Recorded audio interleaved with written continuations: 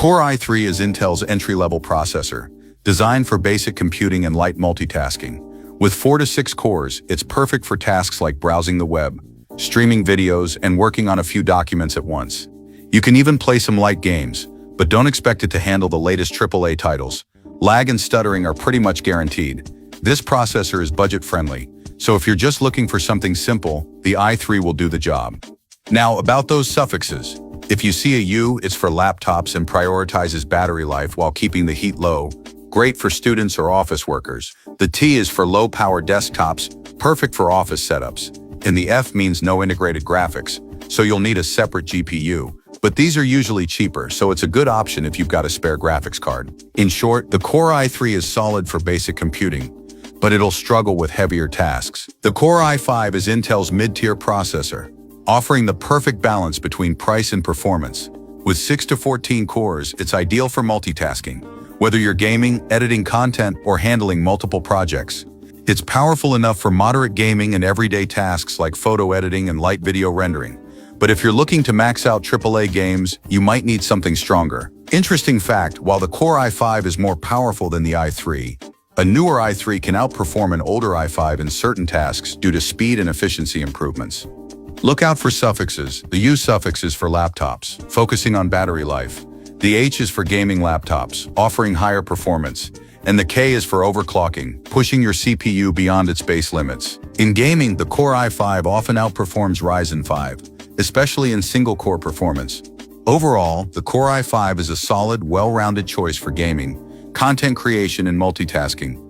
The Core i7 is Intel's high-performance processor designed for users who need serious power. With 8 to 20 cores, it's perfect for heavy multitasking and demanding tasks like gaming, video editing, streaming, and content creation. It handles everything from playing games on high settings to rendering 4K videos smoothly. When it comes to suffixes, here's the breakdown. The HX variant offers high performance for power users needing extra computing power. The K suffix is for those who want to overclock their CPU, pushing it beyond its stock speed for a performance boost. The KF variant has no integrated graphics, so you'll need a separate GPU. It's a cheaper option if you already have a dedicated graphics card. In terms of performance, the Core i7 slightly outperforms the Ryzen 7 in certain tasks, especially single-core performance.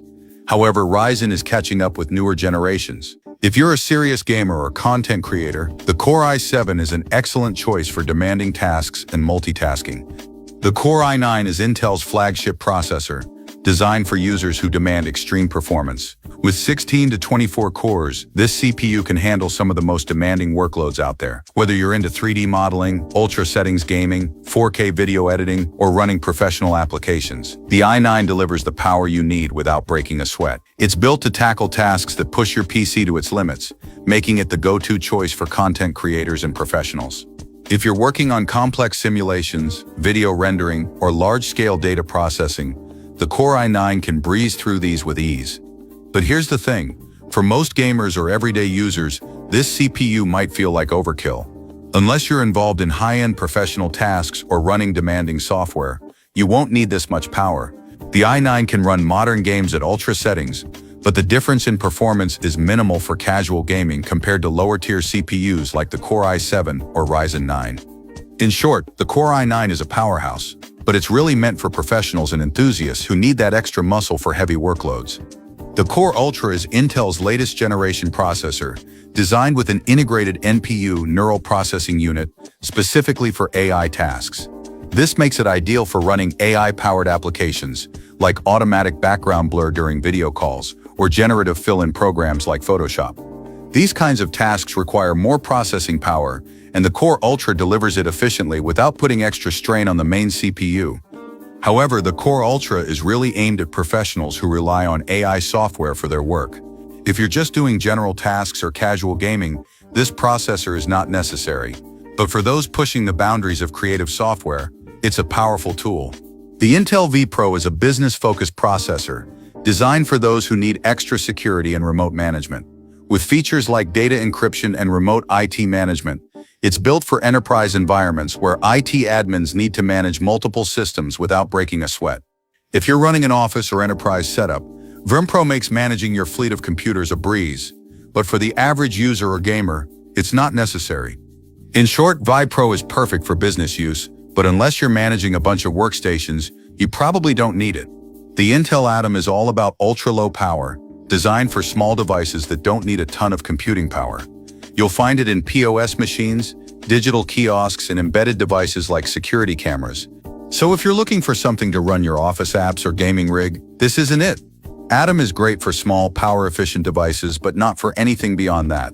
The Celeron is Intel's entry-level processor, designed for basic tasks like web browsing, checking emails, and light office work. It's a no-frills CPU, but it's also discontinued as of 2023. This processor is super basic, and while it can handle everyday tasks, it's not suited for anything demanding. It's great if you're only using your computer for simple stuff, but if you're looking to do anything more, Celeron won't cut it. In short, Celeron is outdated and it's not recommended for new builds. The Pentium processor is slightly stronger than the Celeron, but it's still a budget option. It's a step up for users who need a bit more power for tasks like light multitasking and even some basic gaming. However, just like the Celeron, it's still limited in functionality and doesn't handle more demanding tasks well. It's slightly more capable than the Celeron, but not by much. In short, Pentium is also outdated, and for anyone building a new PC, it's not a great choice. You'll definitely want something more powerful if you plan on doing anything beyond basic tasks. The Intel Xeon is all about multi-core performance for professional workstations and servers. These processors are built to handle heavy workloads like running data centers, cloud computing, and high-end simulations. If you're not running a professional-grade setup, Xeon is probably overkill. It's perfect for servers and workstations, but if you're building a home PC or gaming rig, you're better off with something less extreme. And that's Intel's CPU lineup, explained. From basic everyday processor to high-end chips built for serious workloads. Now you know what each one is made for.